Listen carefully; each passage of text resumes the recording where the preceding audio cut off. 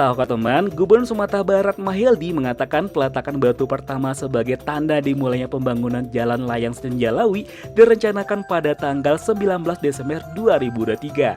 Nah, Mahyildi juga mengatakan pertemuan dengan Presiden Joko Widodo kemarin banyak hal yang dibicarakan dan alhamdulillah Presiden langsung menelpon Menteri PUPR.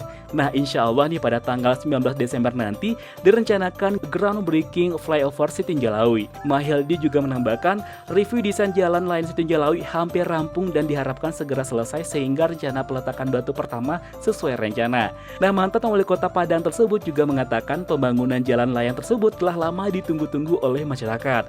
Sebab selain mempermudah akses transportasi, infrastruktur itu juga akan memperlancar roda perekonomian masyarakat. Selain itu, jalan layang tersebut juga merupakan salah satu solusi dari pemerintah dalam menekan angka kecelakaan khususnya di tikungan Setinjalawi yang medannya cukup ekstrim. Nah, semoga proyek ini bisa terrealisasi